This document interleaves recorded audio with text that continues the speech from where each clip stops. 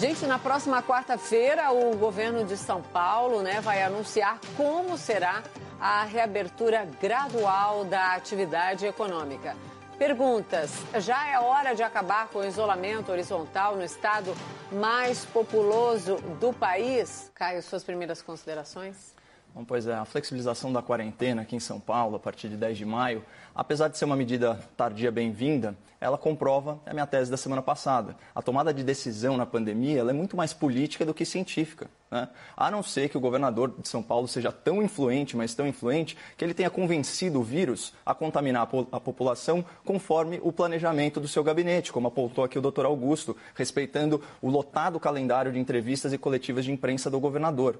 O João Dória Júnior é hoje o principal líder político do isolamento horizontal, da radicalização da quarentena e da paralisação da economia. Esse discurso ele tem amplo apoio na mídia, no Congresso, no Supremo Tribunal Federal. Nós já discutimos aqui as duas possibilidades desse fenômeno de aglutinação de forças. Ou nós acreditamos que Centrão, esquerda, grande imprensa e o STF acordaram patriotas e unidos pelo bem do Brasil, ou a gente precisa ficar alerta para a politização da pandemia. Então vamos fazer uma análise restrita à comunicação. Enquanto a presidência da República ventilava mensagens otimistas com foco na possibilidade da retomada da vida econômica, o governo de São Paulo veiculava mensagens pessimistas com foco na necessidade de paralisação da vida econômica. Como a gente está falando de políticos em ambos os polos, não vamos falar em realidade, mas em narrativas, no viés emocional. A narrativa do governador vibrava no medo, na frequência do pânico. A narrativa do presidente vibrava na esperança, na frequência da superação da adversidade. Ao lado do governador, toda a força das elites política, midiática e judicial do país. Essas elites, elas atuaram e atuam ainda como uma caixa de ressonância ao seu discurso mais alarmista e mais intervencionista. Por exemplo, a manifestação oficial do governador de São Paulo em 9 de abril. Ele disse o seguinte, abre aspas, se não elevarmos esse nível de pessoas cumprindo a quarentena, não apenas o governo do estado, como também a Prefeitura de São Paulo, tomarão medidas mais rígidas, que isso significa que pessoas não poderão apenas receber advertência, mas também multa e voz de prisão.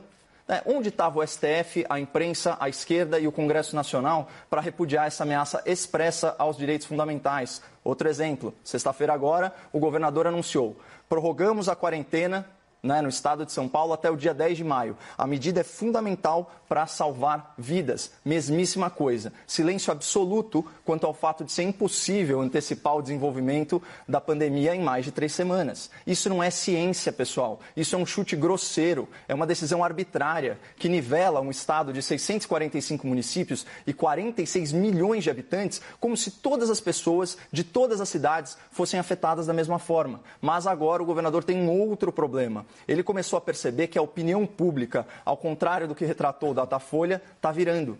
Paulistas saíram das suas casas no final de semana, correndo risco, pedindo para voltar ao trabalho. As redes sociais, elas se mobilizaram contra o primeiro-ministro imaginário do Brasil com a hashtag Fora Maia. E o apoio popular ao governador está derretendo a olhos vistos. Por isso que ele retirou as ameaças de prisão e multa para quem precisasse ir às ruas. Por isso que ele anunciou a flexibilização do isolamento, ora só, apenas 3 dias depois de anunciar a prorrogação da quarentena até 10 de maio.